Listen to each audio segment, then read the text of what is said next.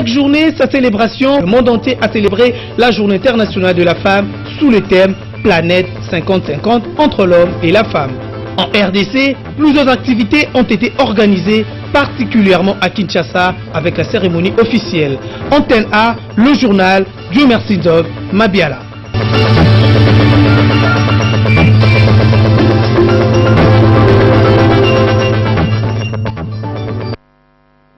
Bienvenue à tous dans ce journal. Madame, monsieur, bonsoir. Comme dit dans le sommaire de cette édition, le monde entier célèbre ce mardi 8 mars la journée internationale de la femme. À l'échelle internationale, le thème choisi est Planète 50-50 d'ici 2030. Franchissons les pas dans l'égalité des sexes. Pendant que, à l'échelle nationale, les femmes congolaises ont de leur côté réfléchi.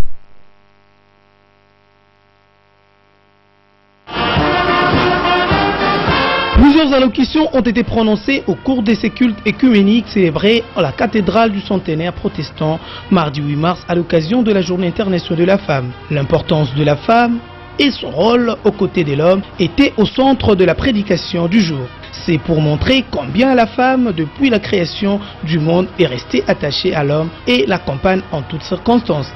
En ce jour du 8 mars, où la femme réfléchit sur son apport pour le développement, la représentante du gouverneur de la ville pense plutôt que la femme a déjà prouvé de quoi elle est capable.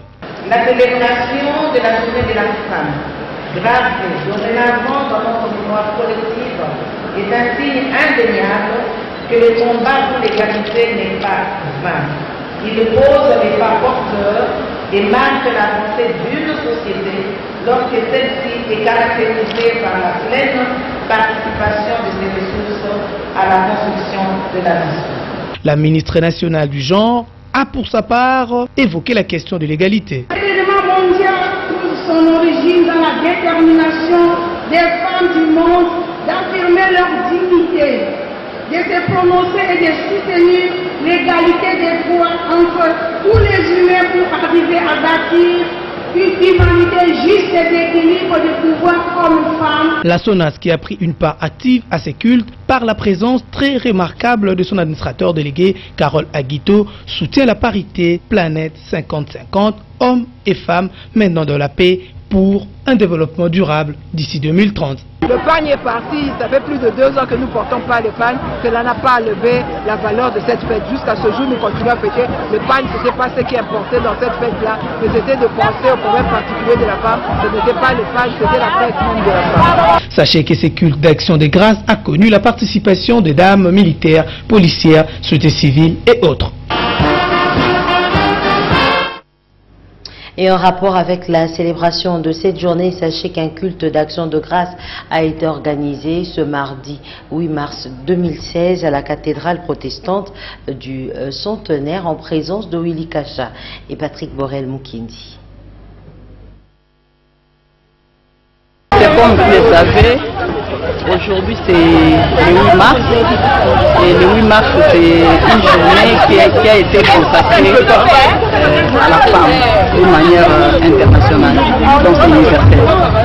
Et en RDC, il nous a été demandé de venir assister ici par prendre part à un culte œcuménique qui a été organisé de façon à ce que nous puissions remercier le Seigneur. C'est lui qui a bien voulu nous créer femmes, c'est lui qui nous a doté d'autant de capacités en tant que femmes, nous dire merci. Notre présence ici, nous sommes venus soutenir massivement la parité. Parce que sans la parité, nous ne pouvons pas parler d'émergence du Congo. Sans la parité, nous ne pouvons pas parler même d'émergence du monde. Parce que si nous évoluons dans le monde, nous évoluons par parité 50-50. Et aujourd'hui, nous étions à l'église, on nous a parlé de parité 50-50, c'est qui est naturel d'abord, c'est-à-dire dès la création. Dieu qui a créé, il a créé avec la femme, et la femme qui a été même à la création, Dieu a dit, faisons. Il était avec qui? Il était avec la femme, en train de faire la planification familiale. Donc c'est ainsi, dans toutes les institutions, partout où nous pouvons passer, il faudrait que cette parité soit respectée pour l'émergence du Congo. Et l'agence Galaxy Media a organisé une conférence débat ce mardi 8 mars 2016 à l'intention des journalistes sur la fistule obstétricale. Cette conférence débat entre dans le cadre de la célébration de la Journée internationale de la femme. Anne-Marie aussi y reviendra dans nos prochaines éditions avec force détail. D'autre part, les dirigeants de la société Vlisco Congo ont voulu célébrer la date de ce 8 mars d'une manière particulière avec les femmes de l'hôpital pédiatrique de Kalembe-Lembe. Ils sont allés dans leur gibecière avec quelques présents, notamment des pagnes, des sacs de riz ainsi qu'une enveloppe pour les femmes qui sont dans l'impossibilité de solder leurs factures. C'était en présence de Nadia Kolemfouka et Hugues Moussanguilaï. Pour le 8 mars, journée dédiée à la femme, Vlisco n'a pas oublié celle qui est au centre de ses activités, c'est-à-dire la femme. Les responsables de cette entreprise ont à leur manière célébré cette journée spéciale pour la femme. De ces faits, ils sont allés visiter les femmes à l'hôpital pédiatrique de Kalembe-Lembe, pavillon par pavillon, voir les cas qui se présentent, dans l'objectif d'apporter un réconfort, la joie en amenant dans sa gibecière les vivres frais, du riz et le pain Vlisco pour le personnel soignant. Ces gestes n'est rien d'autre qu'un acte de bon cœur, souligne le directeur régional de Vlisco, Monique Giskens-Roger. Pour le compte de Vlisco Congo, notre objectif n'est pas seulement que la femme soit belle, de rendre la femme belle de la tête aux pieds, la revêtir d'un magnifique pagne Vlisco. Nous avons pensé visiter la pédiatrie de Kalem, non seulement visiter, mais également apporter un soulagement et surtout dans les notes qu'elles doivent payer les médicaments et également apporter de la nutrition, c'est-à-dire quelque chose à manger. Les médecins de Kalembe-Lembe ont été touchés par cet acte. C'est donc avec un réel plaisir que nous avons reçu les mamans de Vlisco pour ce geste d'amour. Un geste d'amour qui a été symbolisé par plusieurs faits. Elles ont payé les factures des malades, elles ont donné de la nourriture aux patients qui vont rester avec nous. La visite s'est soldée par ces mots d'encouragement à toutes ces femmes exceptionnelles qui ont sacrifié leur temps en restant aux côtés de leur progéniture malades et hospitalisées à Kalembe-Lembe. Et au cours du mois de mars, mois dédié à la femme, nous vous proposons la rubrique Portrait. Aujourd'hui, la rédaction d'Antena s'intéresse à Annie Maudit, qui est une personne qui milite pour les droits de la femme et de la jeune fille. Son portrait vous est brossé ici par Laetitia Ngwadi. Activiste pour le respect des droits de la femme et de la jeune fille congolaise, Annie Maudit est directrice de l'ONG Afiamama. Elle milite pour que toute jeune fille ait accès dès son enfance à l'éducation, à des soins de qualité, afin que rien n'entrave ses aspirations. Pour cela, un encadrement reste déterminant pour lui fournir des repères essentiels. J'ai fait mes études à Tshwane University of Technology. J'ai commencé par faire l'informatique et j'ai arrêté après pour faire les relations internationales et diplomatiques où j'ai continué encore. Ce qui m'a motivée dans l'activisme, je pense que c'est le fait que je suis moi-même une fille mère. J'ai été enceinte à 17 ans et à 18 ans j'étais mère. Annie Maudit est également engagée dans la lutte contre le mariage précoce et toute autre inclinaison qui avilit la femme. Son action se veut pédagogique pour une meilleure autoprise en charge. Ayant une fille aussi, j'ai voulu créer un monde meilleur pour ma fille et essayer, si je le fais, aider toute autre fille qui ne subisse pas ce que moi j'ai subi. Pour moi, personnellement, les hommes, c'est des collègues, c'est des êtres humains comme moi, mais je me sens aussi un être humain à part entière. À part cette différence de la nature qui fait d'eux les hommes et moi la femme, je pense que nous avons tous les mêmes capacités intellectuelles. Animée d'un esprit humanitaire et social, cette dame sait concilier travail et ménage. Au-delà de l'activisme, nous sommes femmes, nous restons femmes. On doit manger, donc on prépare, il faut tenir son ménage. Seul le mérite récompense au mieux l'effort. Elle exhorte par conséquent la jeune fille congolaise à la prise de conscience du défi qui est le sien et à la détermination pour l'égalité des chances entre l'homme et la femme.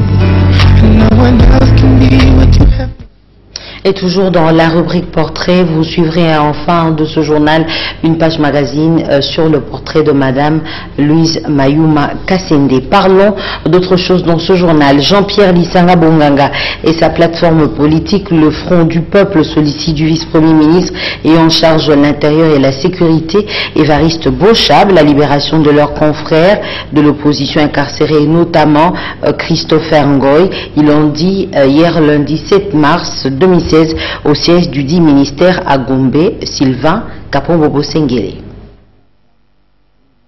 C'est une forte délégation du Front du Peuple, conduite par Jean-Pierre Lisanga Bonganga, qui a échangé avec Évariste Bochab, le vice-premier ministre en charge de l'Intérieur et Sécurité. Au cœur de leurs entretiens, la tenue du dialogue politique sous la médiation internationale. Nous sommes venus rencontrer le vice-premier, en tout cas dans une très bonne ambiance. On a parlé Congo, on a parlé peuple, vraiment c'est très bien passé. L'état de santé de Christopher Ngoy se détériore au jour le jour, à en croire ses proches. Et Lisanga Bonganga, on a parlé au patron de la territoriale. Nous avions deux petites préoccupations. Nous avons décrété le mois de mars, mois de dialogue sous la médiation internationale. Mais nous avons rencontré que dans notre équipe, il y a des joueurs qui manquent. Il y a Christopher qui est arrêté. Nous avons parlé aussi de notre joueur Roger Lumbala qui est en exil. Nous avons parlé aussi de nos combattants, que ce soit les combattants de l'IDPS et les combattants de nos partis qui étaient arrêtés pendant la manifestation de la ville morte. Nous lui avons exposé les problèmes, qu'il puisse voir comment être notre interlocuteur. Il a accepté qu'il va amener les problèmes auprès d'autres ministères pour que dans 15 jours, nous puissions revenir prendre la réponse. Pour certains des participants à cette rencontre conviviale, une suite leur sera donnée. On espère que cette fois-là, l'égo sera finalement donné pour le début de ce dialogue qui n'a que trop duré.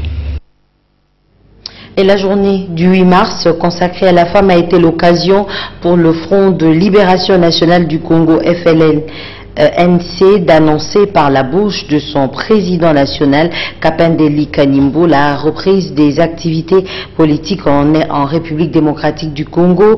Dans son message livré au siège national et international du parti situé à Joli Site dans la commune de Mongafola, le numéro 1 du FLNC a aussi donné la position de son parti par rapport au dialogue inclusif que beaucoup attendent.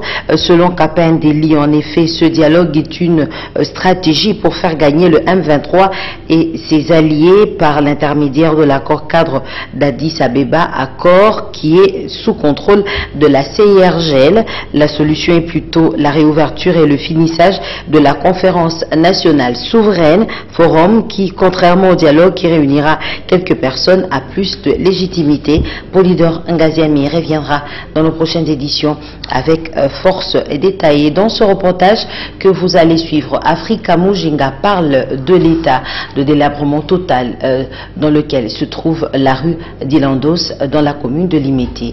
Suivez. Nous sommes à la première rue d'Ilandos, quartier industriel, dans la commune de Limete. Ici, l'état des routes laisse à désirer. Cette grande artère se trouve dans un état de délabrement très avancé et donc impraticable, suite aux flaques d'eau provenant des pluies perdues de certaines entreprises environnantes. La population de ces coins implore l'assistance de l'autorité municipale. Qu'ils nous écoutent au moins cette fois-ci, qu'ils viennent déboucher les caniveaux. S'ils n'ont pas assez de moyens, les gens ici peuvent contribuer.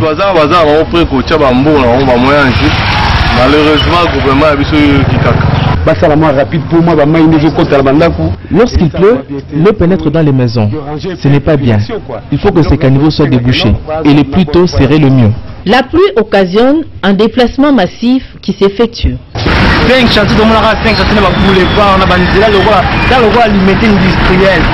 C'est limité industriel ici, mais quand il pleut, l'endroit est méconnaissable. Les gens emportent leurs bagages pour fuir de l'eau. On croirait qu'ils fuient la guerre. Le cri du cœur de la population est une façon d'interpeller les autorités pour placer également cette route parmi celles qui doivent être réfectionnées. Affaire à suivre. Et bien que ce soit la journée internationale de la femme, c'est un homme qui a lu plutôt les journaux parus ce mardi 8 mars dans la capitale. Revue de presse signée dans mon mat.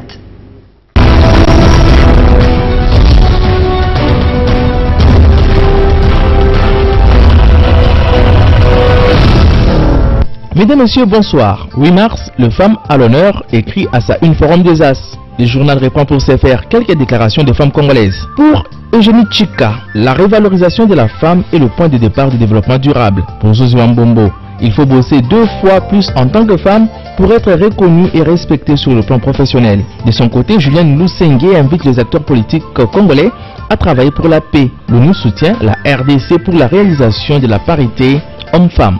8 mars, journée de la femme. Mars, mois consacré à la femme, mais aussi au dialogue. C'est le Front du peuple qui l'a déclaré ainsi après avoir rencontré Évariste Bochab. Cette plateforme politique conditionne cependant sa participation à ces assises à l'implication de la médiation internationale et la libération de Christopher Ngoï et de Roger Lumbala. C'est à lire dans le journal L'Avenir. Comment alors débloquer le processus électoral dans l'impasse, s'interroge la prospérité.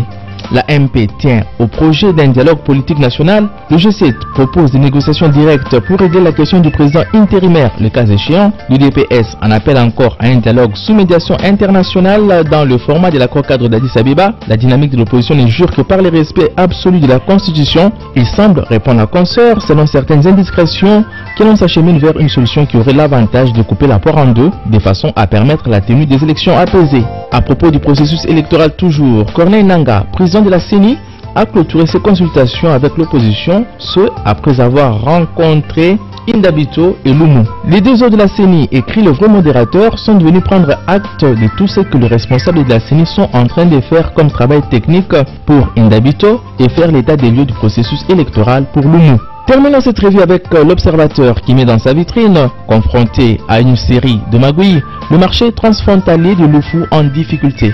Suite à l'actuelle mesure d'interdiction, écrit le quotidien, le marché quinois se trouve ainsi confronté à une augmentation des prix produits de consommation courante à la plus grande satisfaction des grossistes indo-pakistanais qui ont toujours redouté la concurrence de ces marchés. Fin de cette revue de presse, merci de l'avoir suivi et encore une fois, bonne fête à toutes les femmes.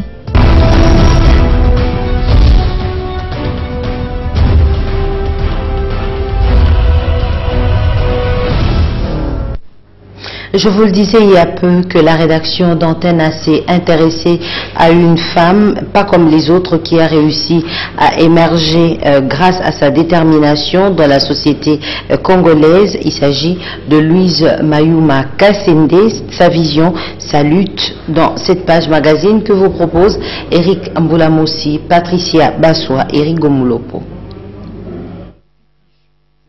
Elle s'appelle Louise Mayuma Kassende. Elle est l'une des rares femmes et personnalités distinguées dans la rigueur, le savoir-faire et l'efficacité dans le travail. Femme de caractère, elle a fait des études de droit à l'université de Dakar pour exercer à tour de rôle des fonctions tant dans l'administration, dans la politique et chez les privés. En 1981 déjà, elle est conseillère juridique chargée de la gestion des immobilisations, puis à l'OGEFREM, Office aérois de gestion du fret maritime à l'époque, alors en charge des facilités juridiques. Déterminée et combative, elle va gravir tous les échelons sur mérite. Ce qui lui a valu la présidence du comité de gestion provisoire, l'OCC de 2005 à 2007. Son secret, c'est dans le chemin de l'effort et de la compétitivité. Quand on parle de l'ambition, ah non, mais c'est une ambitieuse. Mais je pense que l'ambition est tout à fait légitime. Lorsque j'étais petite, j'ai regardé l'une de mes sœurs, avec laquelle on me confond souvent. C'est Maman Mayuma Kala. C'était un modèle pour moi. Quel est mon secret? Je veux dire que c'est la détermination. J'ai toujours été quelqu'un qui aime faire les choses totalement, qui aime aller jusqu'au bout. Je n'aime pas m'arrêter à mi-chemin. Je n'aime pas m'arrêter quand ce que j'ai entrepris n'est pas terminé.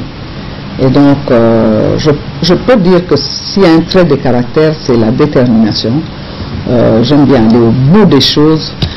Quels que soient les obstacles, je considère les obstacles comme étant une motivation. Voilà, je me laisse motiver par les obstacles parce qu'on dit toujours qu'à vaincre sans péril, on triomphe sans gloire.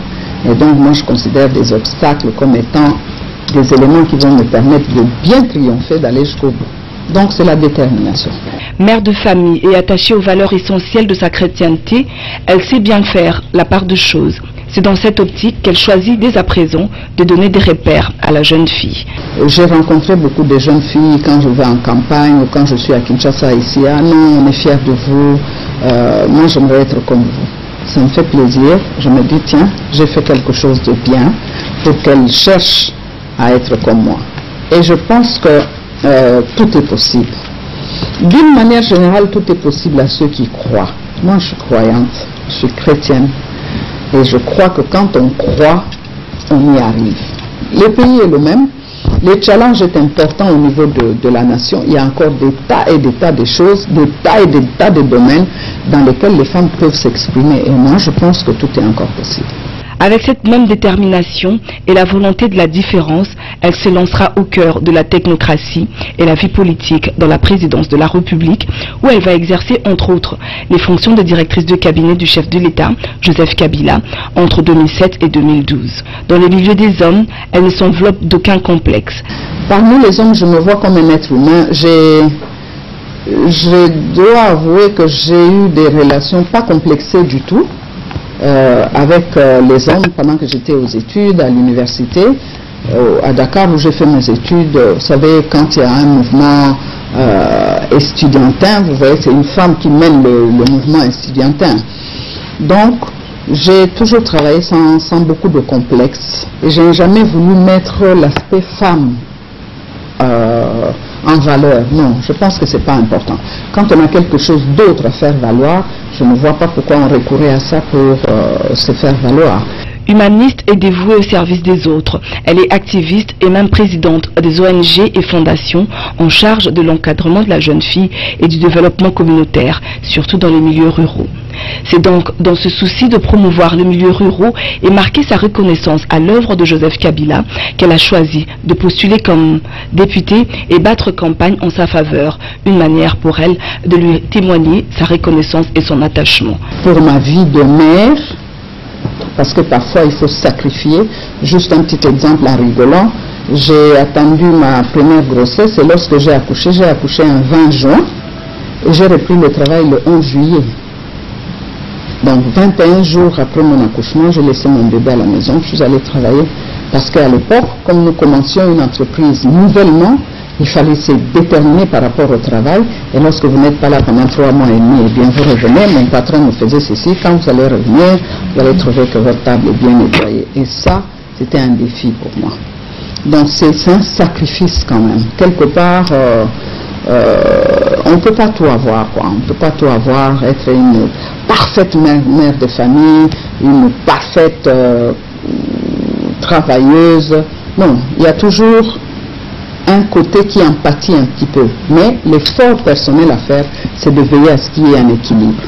Que les enfants n'empathissent pas, que votre travail n'empathisse pas. Et donc à ce moment-là, vous pouvez aller très loin. C'est toujours possible. En ce sens, Louise Mwayuma exhorte la femme à prendre conscience du combat qui est le sien. Pour cela, son rêve est de demeurer active le plus longtemps possible pour voir fleurir l'œuvre du développement et de l'émergence du pays avec la femme. Moi, je me dis que je voudrais être active le plus longtemps possible. À faire quoi? Dieu sait. Personnellement, je pense que cette journée du 8 mars a été instituée dans un premier temps pour sensibiliser la femme elle-même de ce qu'elle est un être humain. Elle n'est pas particulière, ce n'est pas parce qu'on est une femme qu'on est particulier, non. On est un être humain normal et lorsqu'on est un être humain, on aspire au même droit que l'autre être humain qui est l'homme.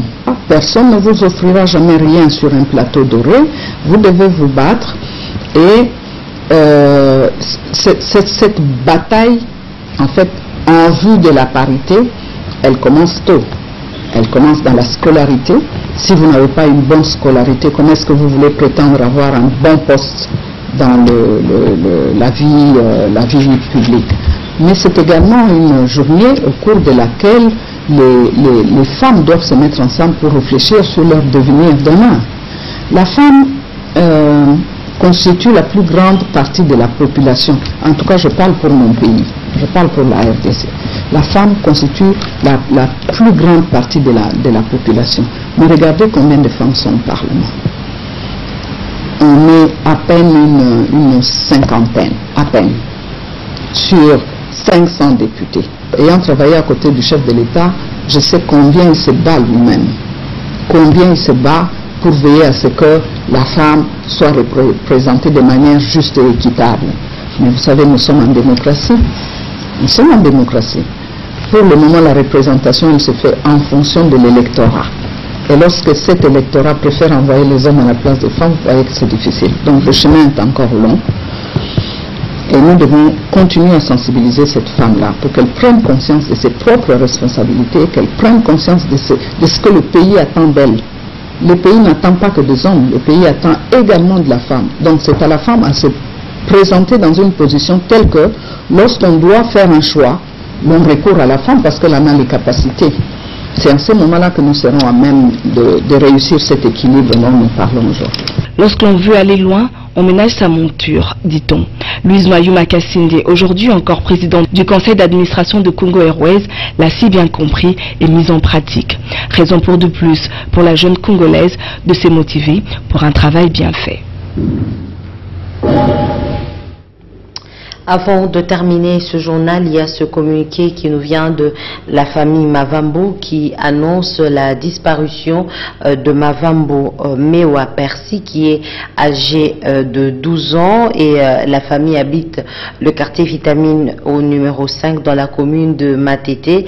La disparition est intervenue il y a près d'une journée et la famille demande à toute personne de bonne volonté qui aurait vu ou aperçu Mavambo Mewa Percy de contacter monsieur Niki Mavangu qui est employé à South Africa Airways. Il s'agit à ce numéro 09 98 13 98 59 09 98 13 98 59 et le deuxième numéro c'est le 09 70 80 24 29 09 70 80 24 29.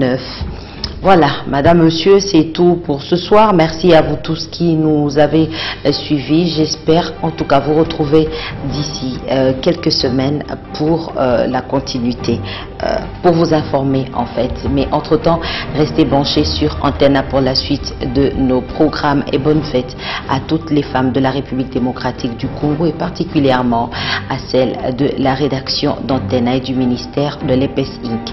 Bonsoir chez vous.